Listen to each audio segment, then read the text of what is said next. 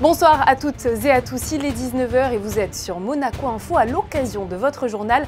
Voici le sommaire de ce lundi 31 octobre.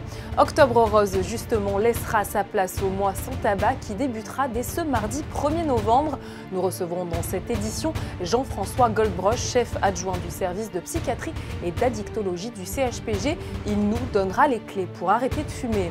Et puis Jean Castellini sera également sur notre antenne pour nous dévoiler les enjeux de la visite de travail en principauté avec les différents acteurs de l'Organisation mondiale de la propriété intellectuelle. Ce lundi, nous vous ferons également un focus sur tous les résultats sportifs du week-end avec notamment les victoires de l'AS Monaco FC, de la Roca Team et du MBA féminin, mais aussi un focus sur le e-rally qui a été remporté par le duo Jacques Pastor et Fulvio Gazzola. L'équipage a réalisé un parcours sans faute, vous verrez.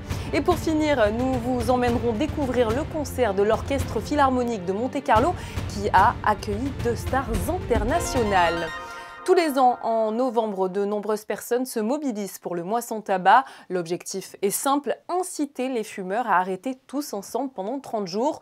Pour nous parler ce soir de cette addiction au tabac, Jean-François Goldbroch, le chef de service adjoint de psychiatrie et d'addictologie du CHPG, est présent avec nous. Bonsoir à vous. Bonsoir. Alors Jean-François, déjà pour bien comprendre pourquoi finalement les consommateurs de tabac deviennent accros.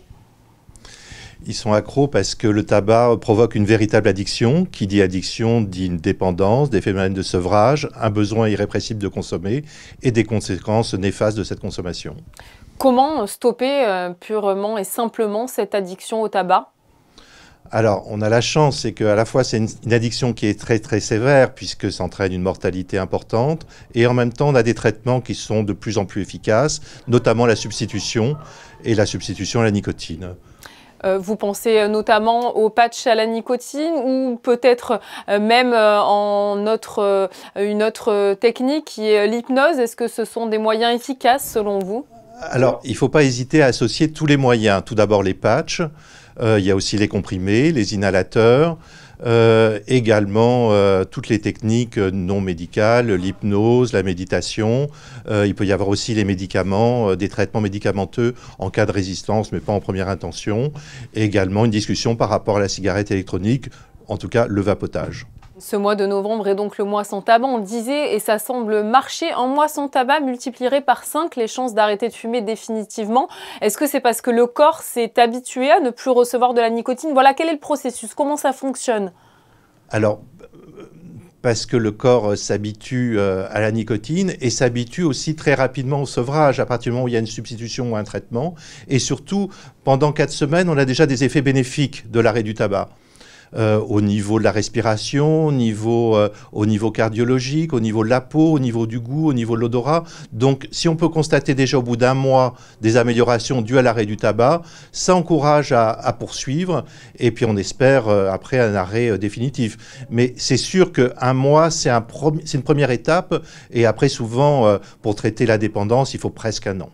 On compte, vous en avez parlé, mais chaque année, près de 75 000 décès attribuables au tabagisme. Quels sont les effets à court et long terme du tabac? À court terme, c'est vraiment les effets au niveau respiratoire, au niveau cardiologique. À long terme, tout le monde le sait, c'est au niveau le risque de cancer qui est vraiment important et d'insuffisance respiratoire. On sait que le tabac touche vraiment les voies aériennes supérieures, les poumons, mais aussi au niveau des intestins, au niveau de la vessie, beaucoup d'organes, et également au niveau immunologique. Et ce qu'on sait encore moins, c'est qu'au niveau psychologique, il y a également des effets. La consommation de tabac en France tend quand même à la baisse. Est-ce que ce phénomène s'explique notamment par la hausse du prix du tabac ou peut-être aussi par le recours à de nouveaux modes de consommation comme la cigarette électronique? Que pensez-vous justement de cette cigarette électronique qui est peut-être un moyen pour certains de pallier et le geste et puis le manque aussi de nicotine? Alors, la cigarette électronique, c'est intéressant parce que uniquement comme outil de sevrage. C'est vraiment déconseillé pour les adolescents. On ne doit pas commencer, en tout cas, une consommation avec la cigarette électronique. Mais comme outil de sevrage, c'est vraiment très, très intéressant parce que ça permet d'augmenter son taux de nicotine avec l'aide des patchs et de retrouver effectivement un équilibre sans du tabac brûlé ou chauffé. Mais vraiment, la cigarette électronique, j'insiste sur la vapoteuse. C'est vraiment la vapeur qui est intéressante et pas les autres cigarettes électroniques où le tabac est plutôt chauffé ou brûlé, où là on regarde la toxicité. Dernière question, est-ce qu'un fumeur est-il accro toute sa vie à la cigarette dès lors qu'il décide d'arrêter? Est-ce que c'est un combat qu'il doit mener tout au long de son existence? La fragilité existe toujours dans le domaine des addictions, mais l'idée à garder, c'est que c'est des addictions qui souvent remontent à l'adolescence ou au plus jeune âge, d'où l'idée quand même de reculer les mauvaises habitudes ou les addictions, et en l'occurrence la cigarette, le tabac, le plus longtemps possible et pas commencer jeune. Plus on commence jeune et plus on a des risques de devenir dépendant toute sa vie et d'avoir des effets secondaires. Actuellement, on sait très bien que les gens qui ont des cancers à l'âge de 55 ou 60 ans, ils ont commencé à l'adolescence. Donc il faut repousser la première cigarette et plus on commence tard et moins on sera fragile, disons, par rapport à l'addiction. Mais l'addiction est une maladie chronique. Merci beaucoup à vous d'avoir été avec nous pour nous parler de l'addiction au tabac à l'occasion du mois sans tabac qui débutera donc demain. Merci. Vous l'aurez compris, en vous arrêtant de fumer pendant 30 jours, vous multipliez par 5 vos chances d'arrêter définitivement la cigarette. Alors n'hésitez pas à appeler le 3949 pour un suivi complet et pour obtenir votre kit d'aide à l'arrêt. Et si vous souhaitez obtenir une consultation au CHPG avec un tabacologue, vous pouvez prendre directement rendez-vous au 97 98 97 47. Avoir du soutien est encore le meilleur moyen pour ne pas craquer. Mercredi et jeudi, le directeur général de l'Organisation mondiale de la propriété intellectuelle, Darren Tang, va effectuer une visite de travail en principauté.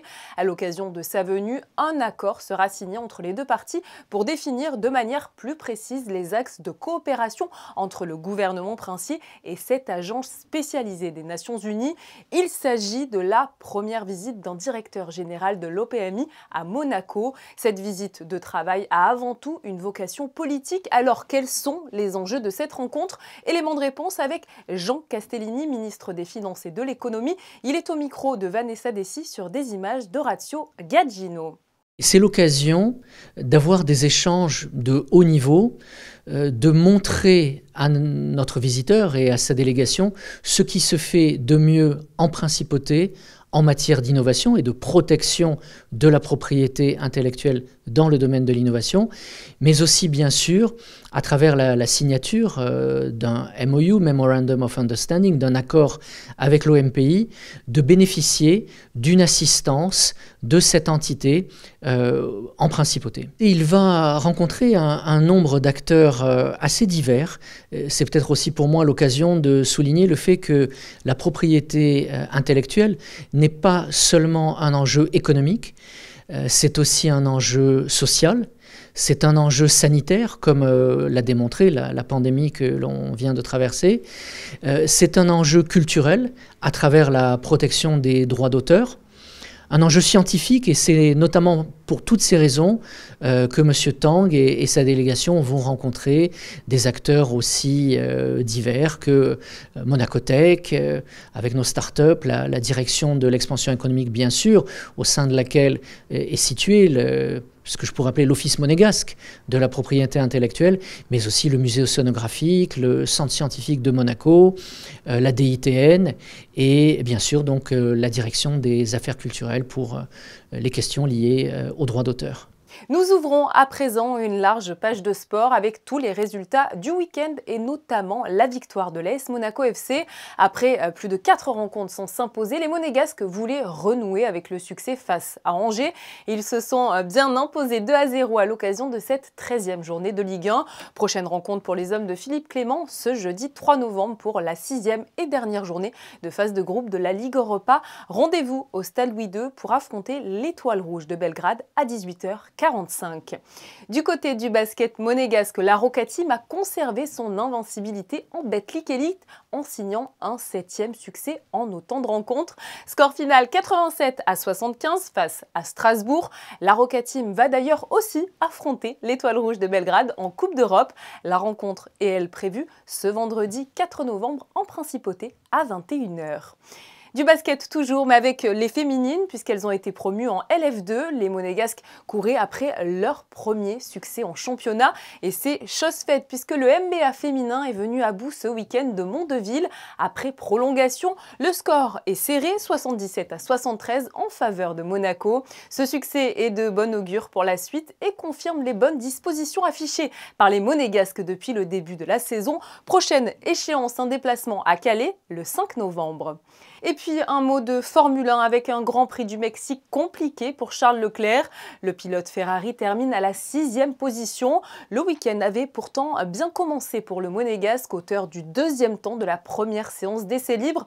Mais dès la séance suivante, Charles Leclerc termina prématurément sa journée du vendredi dans le mur.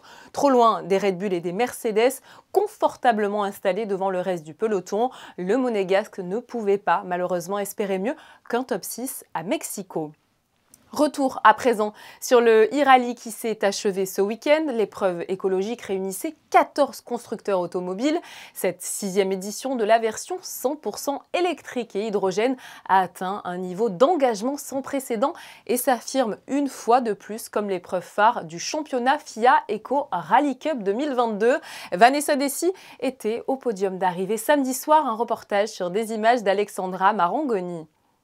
Véritable compétition routière réservée aux véhicules 100% électriques ou hydrogène, cette épreuve de régularité est désormais très prisée des constructeurs et des préparateurs auto, venus démontrer pour l'occasion le potentiel technologique et avant-gardiste de leurs véhicules. Plus d'une cinquantaine de concurrents avaient pris le départ et parmi les engagés, le célèbre champion de France des rallyes 1981, Bruno Sabi, qui porte un regard bienveillant sur l'épreuve malgré un brin de nostalgie. On est agréablement surpris. On se rend compte que c'est plus utopique maintenant que de vouloir faire rouler des voitures à hydrogène. Ce qui a été confirmé, c'est qu'on peut faire une journée complète de course quand même en roulant dans des conditions assez difficiles sans avoir à ravitailler. Mais maintenant, je pense que celui qui a l'habitude de suivre des épreuves, qu'elles soient sur circuit ou routière, a l'habitude de voir des voitures spectaculaires et qui font un peu de bruit, et sans le bruit, malheureusement, il manque quelque chose. Alors, c'est là qu'il va falloir trouver, à mon avis, le compromis. Est-ce que ce ne serait pas raisonnable de bien tous se réunir et dire, bon, ben, effectivement, le futur de l'automobile, c'est les voitures propres, mais que la course soit préservée. Je ne pense pas que quelques épreuves dans une saison puissent nous faire basculer la terre. Abonné plutôt au rallye Monte-Carlo historique, Olivier Campana avait également répondu présent pour la première fois en duo avec un nouveau copilote.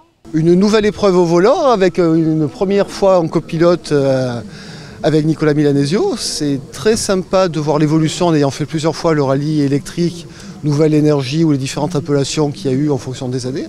De voir l'évolution de la possibilité technique des véhicules, des parcours sublimes, le Ventoux, les gorges du Verdon, ça donne envie de retourner voir ça. Je pense que l'Automobile Club a su nous tracer un parcours soutenu, agréable, qui fait un classement avec un résultat très intéressant. C'est Jacques Pastor qui gagne, un autre équipage monégasque dessus. Je pense que Monaco en sport auto est bien placé aussi bien en sport mécanique thermique qu'en sport électrique. Grand vainqueur de cette 6e édition du e-rally Monte-Carlo, Jacques Pastor et Fulvio Gazzola sur leur Kia, représentant conjointement les mairies de Monaco et de Dolce Acqua. Les deux hommes ont réalisé un parcours sans faute, ou presque. On a eu chaud parce qu'à un moment on était un petit peu décalé hier, sur la journée d'hier, sur les appareils, donc on a eu un peu de mal à accepter qu'on reculait. On n'a pas reculé au classement, mais les autres se rapprochaient de nous. Et donc aujourd'hui on était vraiment heureux dès ce matin de voir que les appareils fonctionnaient bien et qu'on arrivait à reprendre un peu le rythme et le moral surtout pour arriver ce soir, mais alors vraiment plus qu'heureux à Monaco. Peut-être que Sainte-Dévote suivait aussi la voiture, il n'y avait pas que les appareils de l'Automobile Club, mais Sainte-Dévote nous venait suivre aussi. Non, mais c'est surtout Comme je disais, une super organisation. Un grand merci à tous les bénévoles de l'Automobile Club et aux permanents qui organisent ça de main de maître. Et aussi quelque chose qui est très open. C'est-à-dire que même des amateurs comme nous, en étant un petit peu sérieux, en préparant un petit peu les choses et surtout en étant impliqués dans ce qu'on fait, peuvent arriver à faire de bons résultats. L'équipage est donc à l'image de ce jumelage entre la Principauté et Dolce Acqua. Une jolie façon de partager l'histoire des deux villes qui a débuté il y a plus de 500 ans. Du sport toujours avec cette jolie performance d'ensemble du karaté club Shotokan de Monaco au Liechtenstein. Les combattants monégasques ont brillé lors des derniers championnats de karaté des petits États d'Europe à Vaduz. Frédéric Elion fait le bilan sur des images d'Olivier Bonello. Regardez. Un club familial qui performe au niveau international depuis des décennies. Le karaté club Shotokan de Monaco a brillé lors des derniers championnats de karaté des petits États d'Europe. Au Liechtenstein, les Monégasques ont décroché une belle moisson de médailles, que ce soit en kata, un enchaînement de différentes techniques codifiées, ou en kumité, c'est-à-dire en combat. Il y a eu 9 compétiteurs qui sont partis et sur les 9 compétiteurs, chaque compétiteur a environ au minimum une médaille et certains compétiteurs ont eu 2 médailles et voire même certains 3 médailles. Depuis 10 ans, on voit que le niveau des compétiteurs au sein de cette compétition des petits États augmente.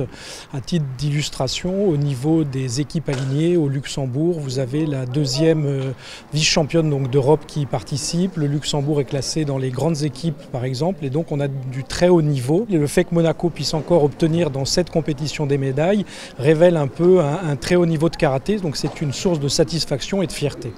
Pas de médaille d'or, mais de nombreuses breloques en argent et en bronze pour une délégation composée majoritairement de combattants expérimentés. J'étais inscrite dans 5 catégories différentes et voilà, j'ai réussi à obtenir une médaille dans 4 de ces catégories, essentiellement en combat, que ce soit en individuel, en catégorie open, c'est-à-dire toute catégorie de poids confondue, et en équipe. Côté combat, moins de 84 kg, j'ai fait une bonne performance. Donc on était 16, j'ai eu plusieurs tours, j'ai perdu contre le finaliste, du coup repêchage, combat pour arriver jusqu'à la médaille de bronze et à la médaille de bronze je suis parvenu à gagner 5-0, donc j'ai réussi à accrocher cette médaille. La 2e médaille c'est kata équipe, on ne savait pas à quoi s'attendre mais on a réussi à accrocher la finale et la médaille d'argent. Le kata par équipe c'est la spécialité du karaté club Shotokan de Monaco. Une discipline où les Monégasques ont glané des médailles européennes et même terminé 8e lors des championnats du monde organisés en 2017 en Irlande. Demain sera le premier jour de novembre et la fête nationale va donc arriver à grands pas. La mairie de Monaco va d'ailleurs offrir à cette occasion 3 spectacles aux Monégasques et aux résidents de la Principauté. Découverte du programme avec Mélanie Flacher, conseiller communal, au micro de Frédéric Elion. Chaque année, en fait, on réalise 3 spectacles, 3 dates. Le premier, c'est le mercredi 9 novembre. C'est un spectacle qui est réservé pour les enfants à partir de 5 ans. C'est un spectacle cette année ciné-concert avec Oggy et les cafards et des beatboxers qui viendront animer cet après-midi pour les enfants. Ensuite, le 18 novembre à 21 h, un premier spectacle, c'est les Franglaises. Donc ce sont un groupe de chanteurs qui ont cette faculté de chanter des chansons anglaises en traduisant littéralement le texte. Donc ça fait des phrases un petit peu cocasses. C'est un spectacle comique qui a énormément de succès aujourd'hui. Et ensuite, c'est la petite nouveauté de cette année, au lieu de faire 2 fois le même spectacle, on a décidé le 19 d'en faire un deuxième différent. C'est les Sœurs Berthollet, qui sont violoncellistes et violonistes, qui viennent faire un spectacle musical avec les musiques de séries et de films. Les places seront à récupérer à l'espace Léo Ferré le jeudi 3 et le vendredi 4 novembre de 8h30 à 18h. Le jeudi 3, c'est réservé pour les Monégasques en priorité, sur présentation de la pièce d'identité, et le 4 pour les Monégasques et les résidents. Ce vendredi soir, l'auditorium Régnier 3 était plein à craquer. Plus aucune place de libre pour écouter l'Orchestre Philharmonique de Monte-Carlo au mieux de sa forme, avec comme invité des stars internationales de la musique, la pianiste Martha Argerich et le chef d'orchestre Charles Dutoit. Retour sur ce moment d'exception avec José Sacré sur des images de Julien Laugier.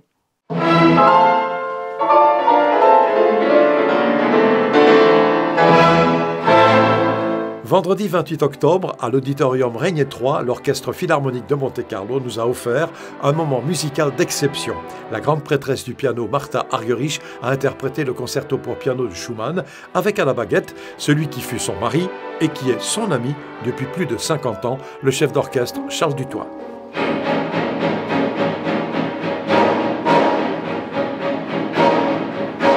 Charles Dutoit, prodigieux à la tête de l'Orchestre Philharmonique de Monte-Carlo dans Le Sacre du Printemps de Stravinsky, une œuvre qui fit scandale lors de sa création et qui, par sa force primitive et sa complexité rythmique, reste un défi permanent.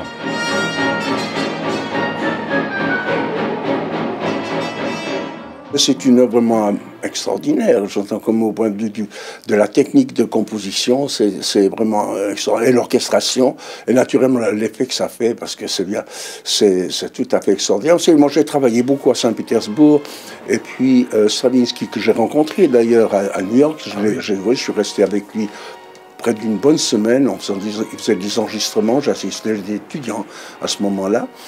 Et on a parlé beaucoup de tout ça, surtout de Morges, où j'habite en Suisse, parce que c'est là qu'il a écrit une grande partie de ses œuvres. Donc il a fini le Sacre du Printemps à Montreux, vous savez, donc à Clarens, à côté de Montreux, dans la partition autographe. C'est écrit Clarens, 1912, n'est-ce pas? Et ça a été fini en 1912, en novembre, je crois.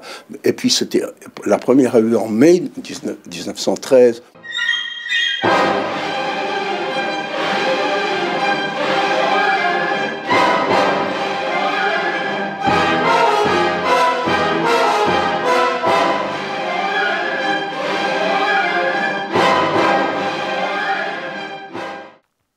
Nous passons d'un concert à un autre, mais celui dont je vais vous parler ne s'est pas encore produit. Yveline Garnier revient à Monaco le 12 novembre prochain au Théâtre des Variétés. À cette occasion, vous pourrez retrouver une équipe de chanteurs, musiciens et comédiens avec une trentaine de titres cultes. Réservez vos places à l'adresse qui s'affiche juste en bas de votre écran. Allez, il est l'heure de retrouver Vanessa Dessy pour tout savoir de vos conditions météo de ce mardi 1er novembre. Bonsoir Vanessa. Bonsoir Julia, bonsoir à tous. Le temps sera légèrement couvert durant la journée avec un risque de pluie. Les températures seront légèrement en baisse de 14 à 17 degrés. Le soleil se lèvera à 7h04 et se couchera à 17h23 et nous fêterons les Harolds. Nous refermons cette édition avec des clichés de notre photographe Michael Alési. Il n'a pas résisté, c'est vrai, à l'envie d'aller découvrir vos déguisements à l'occasion des nombreuses animations proposées en principauté pour Halloween. Il est l'heure de vous quitter, mais avant de vous dire au revoir, toute l'équipe